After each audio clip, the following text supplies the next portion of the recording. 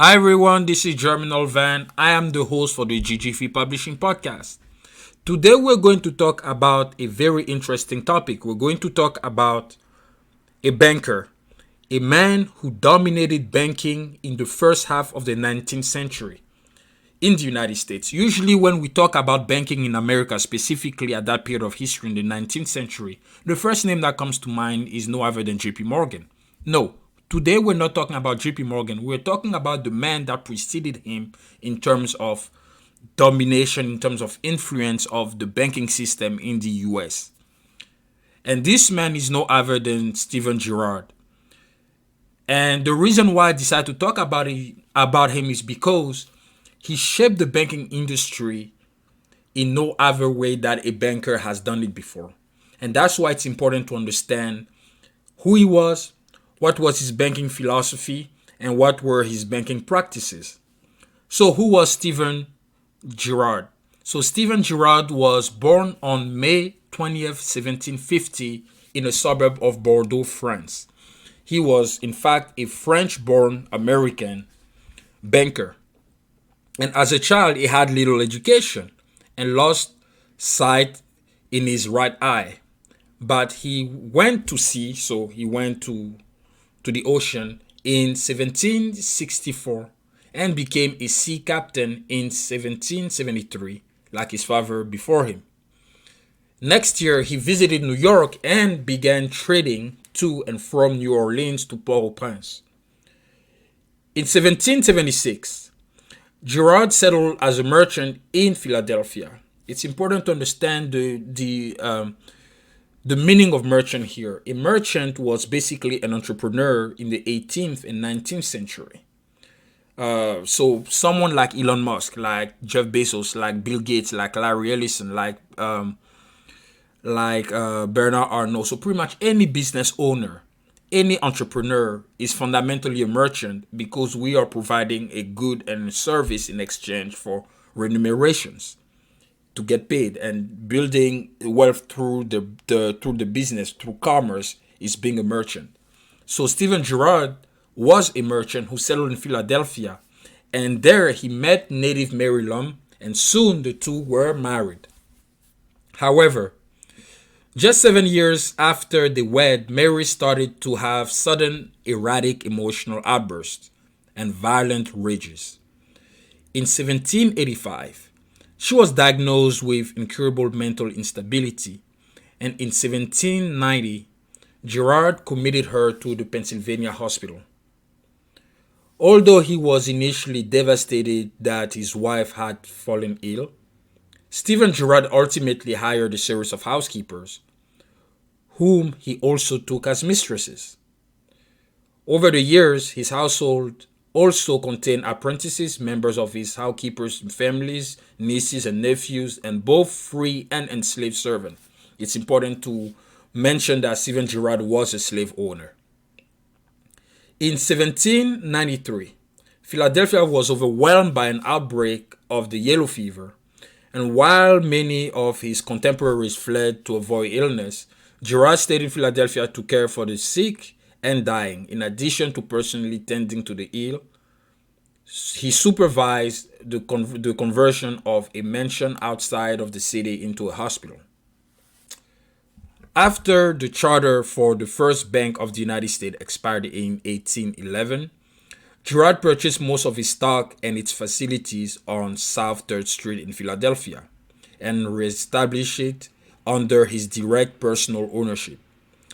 He hired George Simpson, the cashier of the first bank, as cashier of the new bank, his bank, and with 7 other employees opened the business on May 18th, 1812. He allowed the trustees of the first Bank of the United States to use some offices and space in the vault to continue the process of winding down the affairs of the closed bank at a very nominal rent. Although Pennsylvania law prohibited an association of individuals from banking without a charter, it made no such prohibition on a single individual doing so. Philadelphia banks balked at accepting the notes that Girard issued on his personal credit, and lobbied to state to force him to incorporate without success. Girard's bank was the principal source of government credit during the War of 1812, worth an outstanding $1 million at the time, which was a lot of money.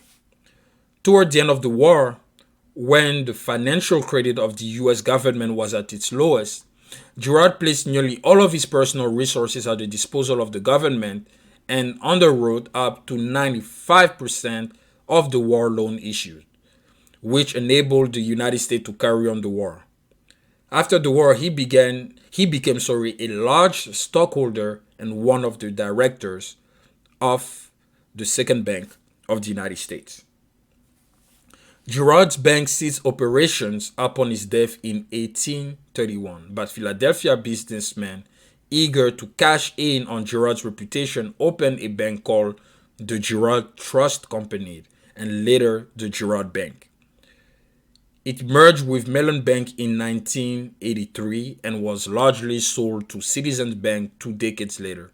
Its monumental headquarters building still stands at Broad and Chestnut Street in Philadelphia. Girard, in fact, was the wealthiest man in the United States when he died in 1831. He had a personal fortune of $7.5 million at the time of his death, which is equal today to $255.9 million. In an unprecedented act of philanthropy, he left his fortune to establish the Girard College, originally endowed to educate poor white male orphans. Now it's important to talk about his banking philosophy. What type of banker was he? So his banking philosophy rests on 4 principles. The first is profit but with caution. The second is focused on commercial loans.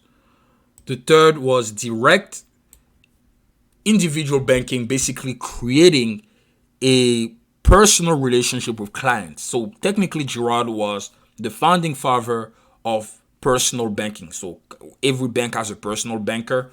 Stephen Girard was the one who brought that practice into the banking industry. And the fourth principle is patriotism and public responsibility. So let's come back to profit with caution. What did he mean? Of course, profitability was essential, but not the sole driver. Girard aimed for steady, controlled growth over risk ventures. And the reason why he proceeded with caution is because his personal wealth was at stake. He was doing banking directly as an individual. Technically, we can say that he was a sole proprietor, right? When you're sole proprietor, you are the business. As the individual, the business is not necessarily separated from you. You are the business. And that's what he did. So his personal wealth was tied to the bank. So he could not just engage into reckless lending practices. He had to make sure that whatever he does was calculated and it will lead to more profitability. And it will also bring value to the people that he served as their depositors. And of course, he believed in the careful assessment of borrowers and collateral minimize risk, unlike the speculative practices of some contemporaries. So Stephen Girard was a conservative man who understood the risk of banking. He analyzed credit risk very carefully and made sure that the people that he was giving credit to had a pretty high credit worthiness. The second is focus on commercial loans. So he primarily offered commercial loans to established businesses, believing they foster economic growth and were more reliable debtors. This contrasts with banks serving the wealthy or focusing on land speculation viewed as riskier. Third, he believed in individual banking. As I said, he was a sole proprietor. Like incorporated banks, Girard ran his bank personally as a sole proprietor, allowing quick decisions and close relationships with clients. And this approach fostered trust and flexibility but lack the stability and scalability of incorporated institutions. And fourth, patriotism and public responsibility.